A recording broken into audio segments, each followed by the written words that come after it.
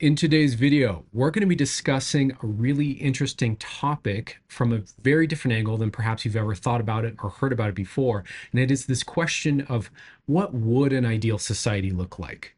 What would a healthy, aligned structure, all the way up from the individual to the collective society and the international collection of societies and nations, if that were healthy all along the way in terms of relationships and in terms of relating skill, what would that look like? I'm going to try and explain that to you today. So, if you're interested in perhaps how it's supposed to be rather than the world we have currently, join me. Let's talk about it. And really quick, for anyone who is new to the channel here, before we get into the main content, I just want to introduce myself really quick. My name is Dave. I'm a coach. I'm a hypnotherapist. I've been coaching for about 10 years now. I specialize in psychedelic therapy. I have a long personal history with psychedelics. I specialize also in talking about how psychedelics, psychedelic therapy, spiritual awakening, personal development, understanding psychology, understanding therapy, how all of these fit together. It's really what I'm all about here on the channel. So if these kinds of topics are of interest to you, the mind, the psyche, awakening, different models of therapy, different models of healing and personal growth, and how all of this works together, then you're in the right place. Super happy to have you aboard. Welcome. And without any further ado, I guess let's go ahead and get into the major content here. Okay, so before we go ahead and dive into the content itself and really start getting into it, I wanted to just give a little bit of context here first. So, first of all, I'm a little bit groggy. I'm a little kind of out of sorts today, but I'm just hammering away at videos anyways, because that's what you do when you're a content creator. So my apologies if I am prone to rambling in this video, or if perhaps I'm a little unclear. This is a kind of big and important idea, as I'm prone to kind of receive every now and then. And I want to put it out here to you. And this is probably just version one of articulating this. This is, in other words, my first time at trying to put this idea across. You may or may not agree with it. You may find it a bit utopian, or a bit over the top, or a bit offensive even. You know, some people get really triggered by the strangest things these days. So I have no idea how this will land for you.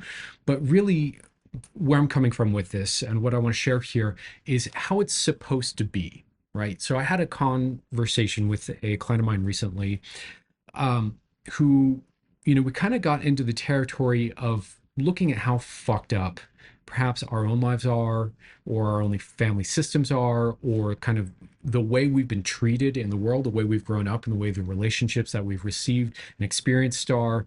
And more broadly, obviously, and I have this conversation way more than I expected to as a coach around psychedelics. I have this conversation a lot with people, how fucked up the world is in terms of social media and the internet, and kind of the collective consciousness, and the way that the internet has really screwed up people's mutual understanding of each other and of ourselves and of the world around us and of politics, and how all of this has created a lot more mental health struggles and challenges, right? And he was kind of like wrestling with trying to understand all this. And what I'm about to share here with you is something I shared with him, which is essentially my view on how it should be, based on the first principles thinking. In other words, going back to the fundamentals of looking at how we are organized as human beings, and what I've learned through my studies of different psychology approaches and different therapeutic models. So I'm really deriving what I'm about to share here with you from looking at attachment theory and kind of evolutionary psychology, and how human beings are wired up at the most fundamental level, how we're organized in order for our nervous systems to feel good and safe and right and whole and complete. Kind of the short version of this is that I think a lot of the mental health issues you see out there in the world are rooted in attachment, and fundamentally rooted in improper relating. That, generally speaking, I think human beings have kind of lost our way, or have not properly recognized what proper relating looks like. And that gets abstracted, everything from, like, parent-child relationships to peer relationships as we're growing up, to, societal relationships, to, governmental relationships and international relations, all the way up, right? I see this same pattern of improper relating. And what I've been finding is I've been kind of unpacking what proper relating is, and kind of codifying that into a toolkit. Spoiler alert, there's a course coming out about this. You're going to want to know. This is crucial information. And I've been teaching it to my clients this ability to understand how to properly relate to oneself first and foremost, and then to those around us, is an absolute fucking game changer. Not only in that it improves your quality of life dramatically and immediately, but it can literally heal your nervous system. So what I've discovered in what I've been sharing here, and if you've been watching this channel for a while, I'm sure you've heard me ramble on about relationships and healing and attachment a lot lately. So I'm referencing all of that information to draw upon the conclusions that I'm making here. I'll give a spoiler alert here. For those of you who know my work and kind of know my history, I come from a background of over 30 years of psychedelic use. I have lived the majority of my adult life in the kind of psychedelic new age world. I know all those ideas and concepts. I've been in all those different kinds of spaces. I've learned the ideas. I've done the spiritual practices. I've done the techniques. I've been to the ceremonies. Blah blah blah blah blah. I know that world. Okay. Now, in the psychedelic world, what we see a lot is this idea that if everyone just took psychedelics and spiritually woke up, we would have world peace, right? And it's a very tempting thing to feel, and it seems so obvious when you get your first taste of kind of spiritual access and spiritual awakening and that sense of connectedness. And it seems like if we just scale that up and outwards, this feeling, this awareness, this understanding, this would solve most, if not all, of the kind of the core issues in the world in terms of conflict. Then from there, it's just a question of logistics and reorganizing societies and reorganizing economic systems and blah, blah, blah to be in alignment with this understanding. I get that premise, but here's what I want to say to you. In my experience, having been down the spiritual practice and the psychedelic rabbit hole and just about every context you can think for a long, long time, I simply don't think that's true anymore. I wish it were, honestly, because it's actually a much more appealing message than what I want to kind of convey to you guys. Um, I do think there is a collective understanding that could transform our quality of life in the world. Probably a set of them, if we're being honest here. And probably a lot of that is beyond the scope of this channel, getting into like politics and all kinds of other stuff, right? But for our purposes here, I think if we're going to look at anything in terms of what could save the world or what could fix things or help humanity to evolve and ascend or however you want to think of this, I think the proper understanding of relating is the closest thing we have to that. The healing of attachment systems, the understanding of how attachment works is the closest thing we have to like a true kind of utopian option, possibility, healer, resolver of conflicts. I really think this is the key. And the more I bounce this off of other people who I know who have been longtime spiritual practitioners and psychonauts and are also trained in attachment theory and therapeutic work, whether they're psychedelic guides or therapists themselves, we all kind of agree on this. Like once you really get a clear glimpse into what attachment is and how it works, everyone's like, if anything, yeah, if any good thing could save the world, this would be it. Anyways, rambling a bit here, but all of this is to say that what I'm about to say here is kind of an extrapolation, a thought experiment, if you will, from for me, of what that would look like if we applied secure attachment and a healthy, clear understanding of attachment systems is central to how we work and how we're organized as human beings. If we start there, right, as a clear understanding of one of these core principles of being human, and we organize around that, how does this all work together to create healthy systems within systems within systems, which is what the world is, right? So that's what I want to answer in this question. And the way I the way I think of this or frame this, however you want to think of it, is that again, this is how it should be. This is if we were living right, if we were living in alignment with our own nature and optimizing that to create the healthiest, most win-win, most thriving, most properly functioning system that we could create. This is what I think that looks like and how that all works and fits together. So without further ado, let me start to unpack this for you. I gotta say before we get into it, I did not mean for this to be a long video, but I'm not surprised. It looks like it's going to be one. So if you make it through this whole thing, thank you for watching this. Okay, so let's start with just acknowledging that there's a little bit of complexity here that I haven't really properly been able to account for. And so the model that I'm offering here, the model that I kind of want to extrapolate out on, isn't perfect. It's not totally resolved. It's a sketch. It's a beginning. It's not refined. Okay. And here's the complexity that I want to acknowledge up front, right? So the complexity is that there's a deep interconnectedness and mutuality between individual and group, right? So I want you to think of it like this. Groups obviously are made up of individuals, right? And so there's a theory, there's a strain of thinking out there that if we have enough healthy individuals, we create a healthy group, right? So on one hand, that makes good sense. So then you just start with the individual and you kind of extrapolate out into sets of individuals and groups and blah, blah, blah, right? But here's the complexity. Individuals are made healthy by the container of a good group, right? By the container of a safe, proper group around them. Individuals, sure, maybe the smallest unit of humanity, right?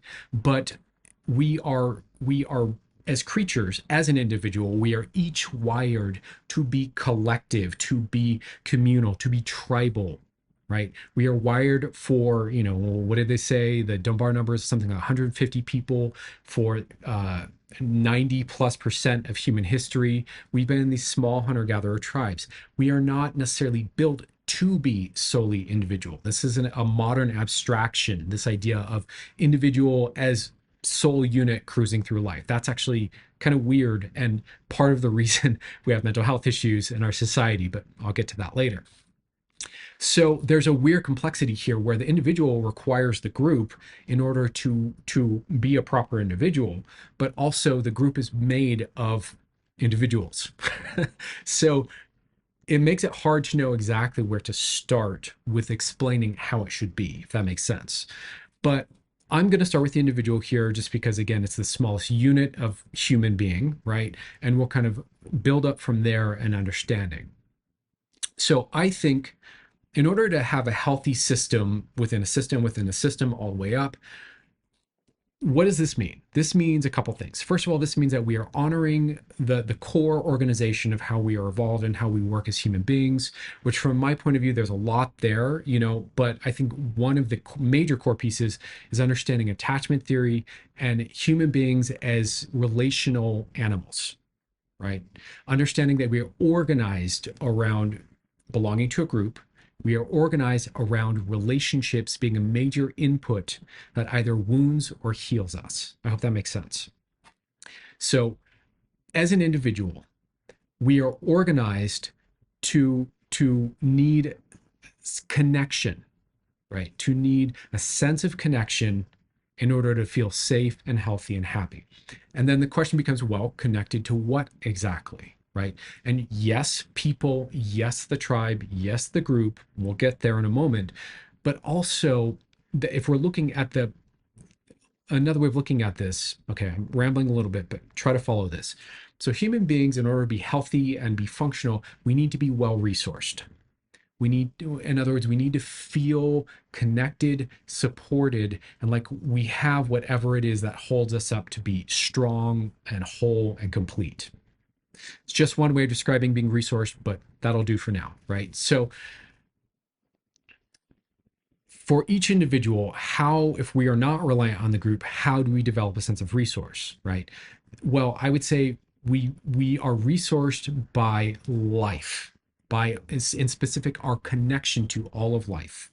You could also think of this as being resourced by our connection to God or creation or the life force or whatever it is that created us and allows us to be here, or connection to the wholeness of everything around us and everything within us as a system.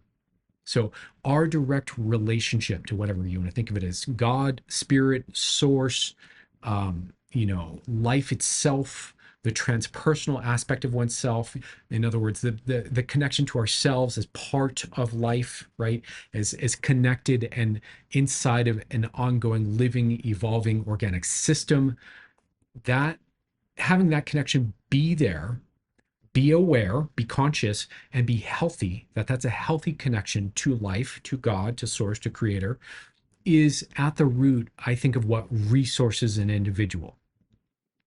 And there's a lot of, let's call it anecdata. I don't know how much hard science there is on this, but there's obviously a lot of kind of literature out there about the power of being resourced by spirit and spirituality to empower the individual to overcome profound amounts of adversity.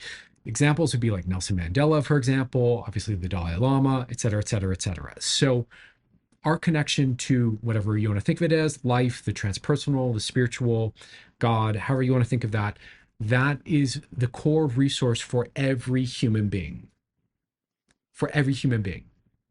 Regardless of how relationships go around us, if we have that resource, we are going to we're going to be well resourced, right? So that's the first thing, is that the individual is resourced by life. Okay. Then from there, let's look at how that then turns into family systems. Okay, so let's look now at how the individual is resourced by family, right? And how resourced individuals then create families. Okay, so how is this supposed to work properly, right? And this is really kind of the area where I think for a lot of us, we need to clearly understand this in terms of our own mental health journey and our own healing, right? So, what I just said about being resourced by spirit, by God, hugely important. But I would say, for strictly speaking, for like a therapeutic journey, this next piece is really the thing a lot of us need to understand. So the individual, and I'm going to be looking at notes here, by the way, because I outlined this whole thing. There's a lot to keep track of here, but the individual, again, is connected and resourced by life, by God, however you want to think of that. And then the individual is growing up inside a family system, obviously, right? Now, that family system essentially needs to model and create the environment of safety for the individual's nervous system, right? So the individual should be receiving consistent messages of belonging, of safety, of connection, of attunement, right? So both other siblings, but more so parents or caregivers, need to be demonstrating consistent awareness, attunement, seeing, understanding, right? Signals of co-regulation. So anytime the individual is growing up as a child and gets a bit emotionally dysregulated, confused, frightened, overwhelmed, feeling alone, they're co-regulated, meaning that their caregivers work with them to help them return back to a sense of calm, centeredness, safety, well-being over and over and over, as much as needed, right? Unconditionally, right? Without resentment, without, with the understanding from their caregivers that the more co-regulation that the young individual gets, the more that they will feel emotionally nourished and centered in themselves. They will feel seen, heard, understood, connected, and they will start to internalize how to regulate their own emotions and their own selves as they grow up and they develop more of a fully formed identity, right? So the family as a whole, as a system, deeply values connection. The family as a whole deeply values mutual attunement, secure attachment, right? We're talking about creating secure attachment inside of family systems, and deeply values and honors autonomy and belonging as both coexisting, right? So individuals inside the family structure can have their own time, can have their own space, can do their own thing, can be their own person, can be their own personality, can express in their own way, but also still belong inside the container fully, safely, completely, right? So there's no conflict between being an individual and belonging to the family. The family is a container of attunement and safety and connection and regulation, right? So the individual grows up with these imprints of safety over and over and over, of being seen, of being understood, of being acknowledged, of being given permission to be oneself, of knowing that they belong, that they have a place. And overall, the feeling is that the family holds up the individual, right? That, you know, for example, a little boy, knows that his family, especially his, perhaps his father, his uncles, his brothers, are holding him up and have his back, to know how to stand tall as a human being and stand in his own, and know that he belongs and that he's held up, right? Same for little girl, or for little non-binary person, etc. Right? So no matter who you are, you have this knowing, this deep bodily, somatic, felt sense knowing that you belong, that you're allowed to be yourself, that you're heard, that you're seen, that there will be an effort to be understood. You also know that you have to meet others in the same way, that this is not a one-way dynamic, that you also have to give and participate in the family culture in the same way, that you need to extend effort to understand, extend effort to co-regulate. And probably, if you're raised with these kinds of imprints and messages of safety to your nervous system, that comes pretty easy for you, right? You also start to see and have modeled uh, the dynamic balancing in real time between one's personal needs and the needs of others, or the needs of the group, right? So there's negotiating going on between, well, I want this, or I need this, or this is what I'm capable of, and this is what you want, need, and what you're capable of, and an aligning of that in a mutual win-win way over and over and over, right? So each individual is resourced by spirit, by their connection to life, their connection to themselves. They're also resourced by their relationships to those around them, with a lot of closeness, safety, trust, being seen, being understood. I hope this is making sense. So that's how it's supposed to be, right? Parents are supposed to parent in a way that empowers regulation, that empowers autonomy, that empowers wholeness and connection, that empowers trust, that empowers autonomy in space, but also belonging at the same time, that is unconditional, right? That is rapport based, connection based, right? So, so individual has that, family has that, family has each other, right? Now let's talk about what happens when we take that and we extrapolate into larger extended family and community. So honestly, from here, it starts to extrapolate out to larger and larger kind of structures of these same principles, right? So the principles of attachment apply, from the person all the way up to massive international relations. So again, it's attunement, it's honoring of connection, it's honoring of both needs for autonomy and belonging. It is, let me see, what am I missing here? I'm probably missing something, looking at my notes.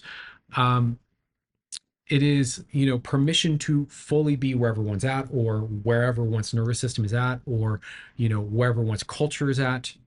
It is seeing, acknowledging, honoring, working with, creating win-wins, negotiating sets of needs back and forth.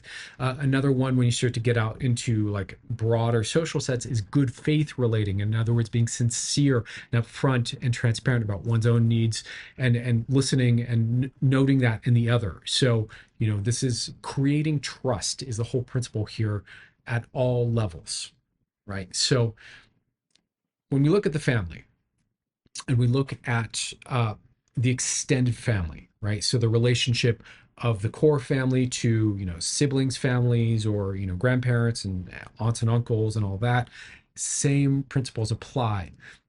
The larger family system holds up the smaller families within it, right? The extended family all hold each other up. They all back each other. They all co-regulate each other. They all attune to each other. They are all creating win-win scenarios with each other. They are not trying to control each other. They're honoring autonomy. They're honoring difference. They're honoring uniqueness and co-creating belonging at the same time, right? So there's these larger family sets that are creating this sense of interconnected, larger support systems, right? This is really crucial because obviously, back in the day, small towns were essentially large family sets, right? So this is really where we start to get into community and sets of community, right? But also, this is really crucial because if for some weird reason someone in the immediate family system or the immediate family itself becomes a bit dysregulated and under resourced, whatever that might mean, whether that's emotional resourcing or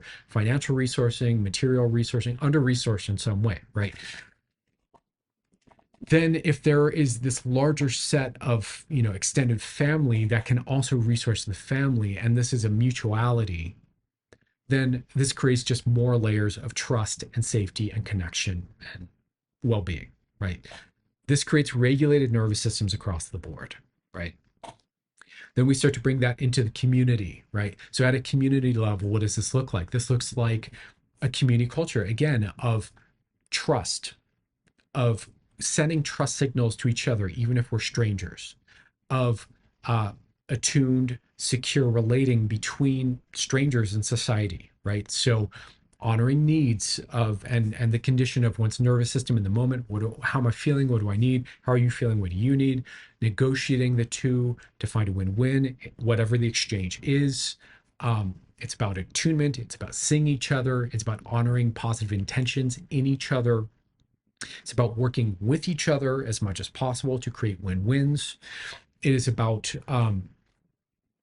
creating a quality of connectedness between people, even with strangers, which is totally doable, that is warm and positive and trust filled and affirming of each other, right? Affirming of life, affirming of the community itself, right? It is, again, creating these principles across the board. It is co-regulating. Imagine for a moment, right? How many times have you heard the cliche, right? Of why do we say, how are you doing? Right? How are you? What's up? How's it going? When we don't actually want to know, right? Like this is such a like a classic little piece of social commentary, right? Imagine you going out into the world, into your community, whatever, you go to the grocery store or the coffee shop or whatever, stop on the street, maybe have a chat with someone you've never met before, and they go, how you doing? And let's say you're having a rough time. You go, I'm having a rough time, and they're able to meet you and co-regulate you, right? They don't want to take anything from you. There's no covert agenda. They're just able to be there and be a supportive person and help you return back to center in your own nervous system, to feel understood, to feel seen, to feel connected if you're feeling disconnected, right? I've had little hints of this. I've lived in some fairly like utopian conscious little hippie bubbles in the US. And there's, certainly had experience of this in community.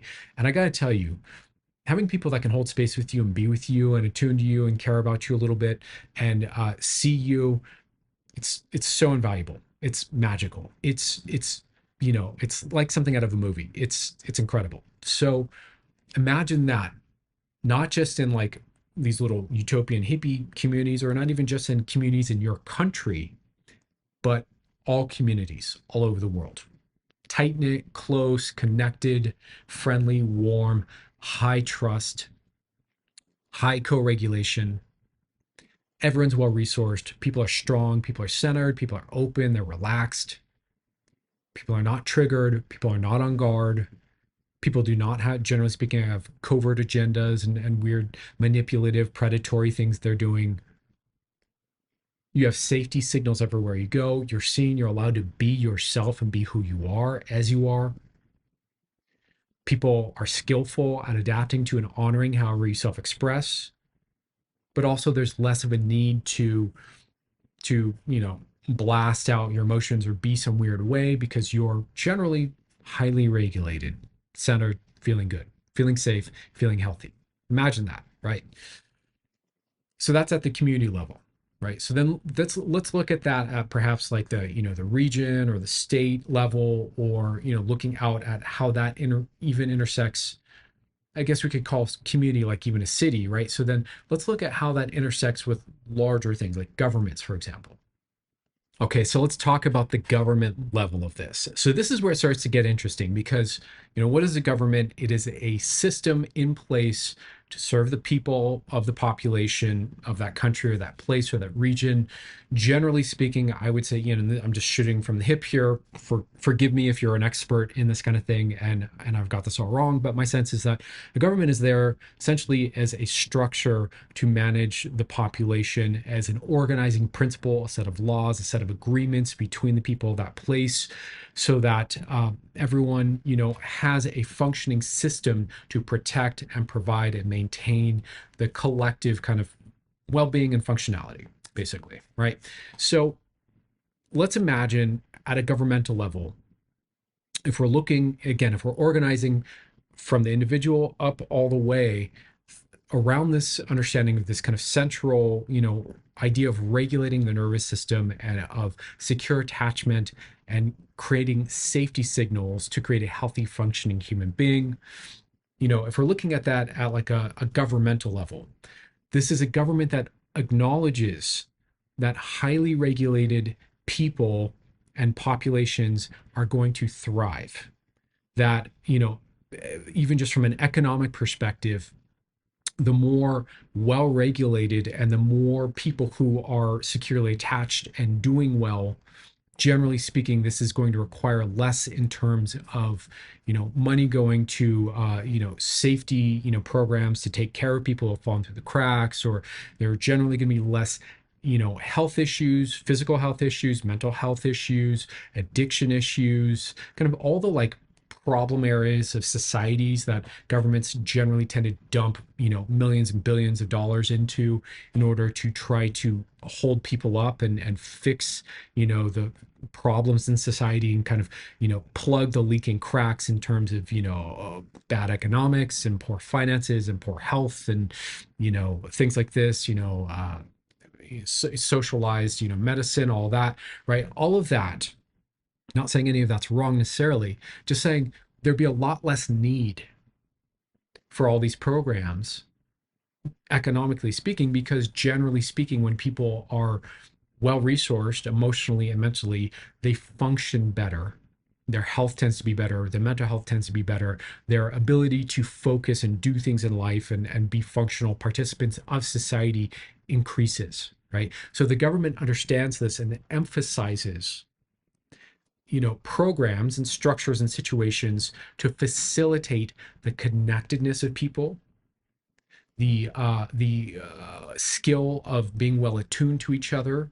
The government honors autonomy and authenticity as an important part of healthy people, while also providing, fair, balanced, good faith, sane, clear-minded laws that create, boundaries and structure in society. And whatever the way that that society wants to organize it, different societies have different value systems. I'm not saying everyone has to behave the same way necessarily, but the laws and the structures are there to support the thriving, to create a healthy, safe container for people to be in, right? It's not meant to dominate people, to limit people's abilities. It's not meant to unfairly control. It's not meant to take more from people than it's giving, right? The structure is there to, generally speaking, create more trust and more safety so that people can really thrive, right? So I don't want to get into specifics of strategizing how all that gets set up, but the government essentially understands that human beings need a sense of safety individually and collectively and in relationship to their government. That if there is a sense of lack of safety between the population and their government, this alone is a major stressor, a major force of dysregulation that then works against the functionality and the thriving of the entire society, right? So the government understands that and is organized around that, again, in a very transparent, good faith that is not covert, not, saying one thing and doing another manner. That like the laws and the behaviors and the way that the government is run is very clear-minded, very attuned, very and perhaps even more adaptive, something that's like both stable and strong but also a little more adaptive to the needs of the population as it grows and changes and what have you. But overall, there's this sense of government being there to honor how people are, how the society is, and facilitate the optimal expression of that, the thriving of that, right? So that's the government. Now let's look at international relations. How does this work on a global level? Okay, so geopolitically, if we're talking like nations interacting, large populations, large traditions of people from all over the world interacting, what does that look like through the lens of secure attachment and secure relating, right? This is a really interesting question. I've only given a little bit of thought to. I'm sure this is a probably a deep question that could be its own study. It could be its own whole like tradition, its own discipline. That's what I'm looking for. So I'm probably massively doing a disservice to these broader categories, but let me just share my thoughts here. So at an international level, if we're looking at secure relating and secure attachment mattering and being applied there, and I think it does because nations are people, right? And people operate on this principle of attachment, right? So between nations, what this looks like is probably generally speaking, relating in a way that engenders trust, that honors autonomy and where each population is in their kind of arc of growth and development and change, honors different cultural value sets as being unique and valid and important and beautiful and not to be intervened with, right? It honors mutual win-win relating, right? So instead of all these kind of like all these layers of kind of conflict and war and control, it's the opposite. It's and also it's groups of nations holding nations up if a nation is going through a hard time, right? In the same way that like the family holds up the individual, co-regulates them through moments of difficulty, same thing between nations. Not to say that none of this happens. Maybe a little bit of this does happen. I'm perhaps a bit undereducated on geopolitics and the complexity of that. But in general, there's kind of a non-interventionist honoring of autonomy and honoring of belonging, honoring of different value sets, honoring of a nation's people to and cultural and way of being as being important and valuable and unique and precious and sacred in its own right.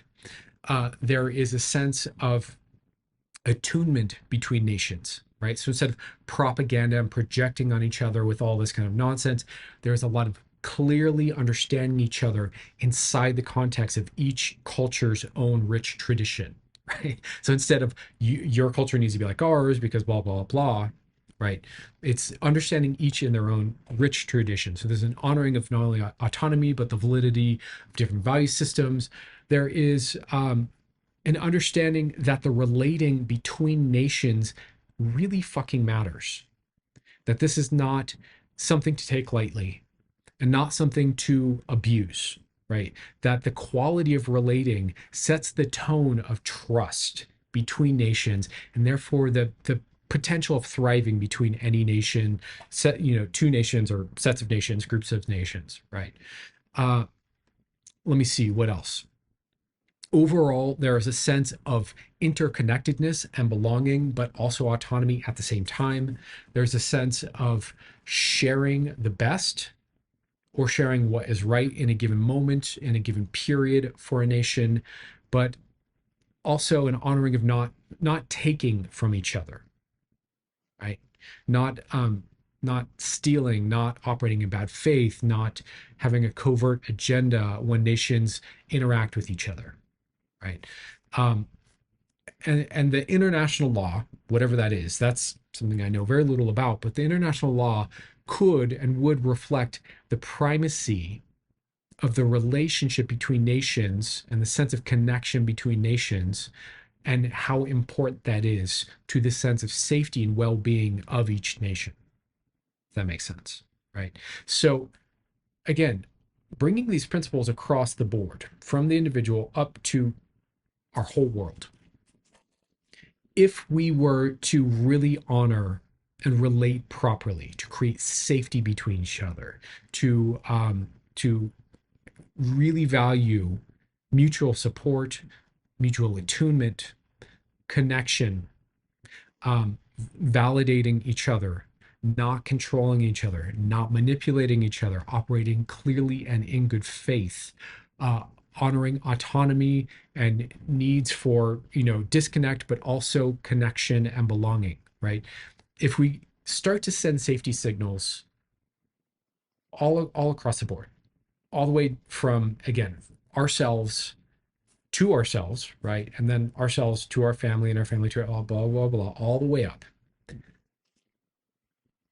I think what we would have is a world full of people who are thriving and feeling safe, who are generally much healthier at all levels of their being, mentally, emotionally, spiritually, physically.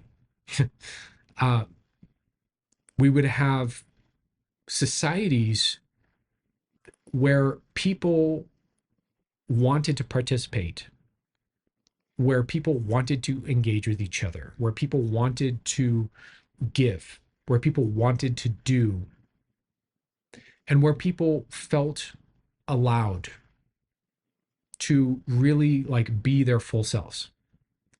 This then unpacks all the gifts that most of our society is walking around not accessing within ourselves because either we're afraid, we've been socially conditioned out of it, we were never raised to be connected to ourselves, or we're just or maybe we're aware of our gifts, but we don't know how to turn that into like an economically viable way of engaging with the world. So we just don't. So we just take the 9 to 5 or whatever it is instead, right? So it starts to reorganize a thriving populace, a highly connected populace, a populace where people feel safe in their own skin, generally safe amongst each other. And that opens up so much ability to thrive and grow. This opens up, of course, probably like collective spiritual experiences, right? Collective dialogue that might be constructive rather than this fragmented, like highly judgmental thing we currently see on social media. This opens up the ability for nations to cooperate in new and healthy, constructive ways with each other.